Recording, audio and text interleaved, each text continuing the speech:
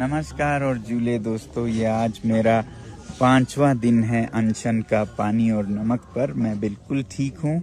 आज खुले आसमान में हम थे बहुत से साथियों के साथ और तापमान था -17 के करीब। और ऐसे में आप देख रहे हैं ये जो गिलास का पानी है ये न सिर्फ जमा है बल्कि फूल के ऊपर आया है, मगर ये बिल्कुल नहीं जमा है क्योंकि ये अल्कोहल है और अल्कोहल का जमने का तापमान है -114 और पानी का 0 डिग्री। तो ऐसे में हम अनशन कर रहे हैं लद्दाख के संरक्षण के लिए, लद्दाख में डेमोक्रेसी के बहाली के लिए।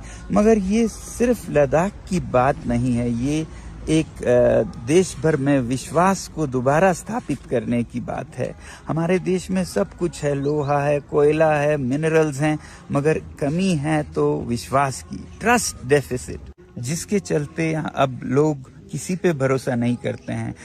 जनता नेताओं पर भरोसा नहीं करती, नेता अपने साथियों पर भरोसा नहीं करती और इलेक्शन प्रोसेस पर ही अब विश्वास उठ रहा है, इलेक्ट्रॉनिक वोटिंग मशीन्स पे विश्वास उठ रहा है। और ऐसे में फिर नेताओं से सीख के लोग भी फिर बिजनेसेस में भरोसा नहीं करते हैं, वादे तोड़ देते हैं। तो लद्दाख के साथ भी कुछ ऐसा ही हुआ। 2019 में हमसे वादा किया गया सरकार ने इलेक्शन मैनिफेस्टोज में खुलेआम लिख के कि लद्दाख को 6वें शेड्यूल में संरक्षण दिया जाएगा। और ये मैनिफेस्टो सिर्फ जुबानी नहीं थे, ये लिखित में आप देख रहे हैं उनकी तरफ से वादे जो लिखित में थे। और 2020 तक फिर वो भूल गए ये वादा। फिर जब दूसरा चुनाव आया हिल काउंसिल का, तो लोगों ने यहाँ पर कहा कि हम चुनाव में हिस्सा ही नहीं लेंगे अगर इस तरह से होता है, तो उन्होंने बॉयकॉट करने का फैसला हुआ।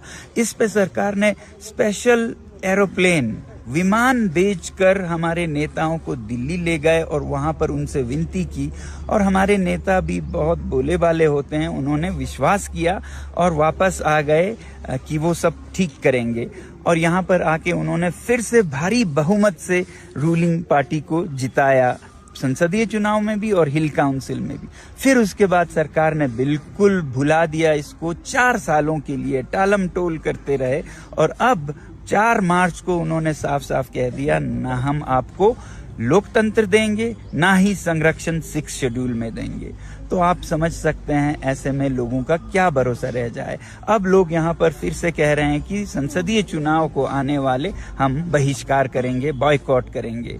मगर ये सिर्फ लद्दाख की बात नहीं है, पूरे देश की बात है। अगर इलेक्शन मैनिफेस्टोस के साथ यही हाल होता रहा तो लद्दाख एक उदाहरण बन जाएगा हर नेता के लिए कि कोई भी वादा कर लो, कोई जरूरत नहीं है पूरा करने की। मगर अगर लद्दाख के लोगों ने किसी तरह सरकार से ये मनवाया कि वो वादे पूरा करे, तो फिर एक अच्छा उदाहरण बनेगा 50 साल तक की जो नेता वादे करते हैं उन्हें हमें पूरा करवाने का भी साधन है। तो लद्दाख का ये जो आंदोलन है बहुत ही क्रूशियल है ट्रस्ट डेफिसिट को खत्म करने के लिए भारत में।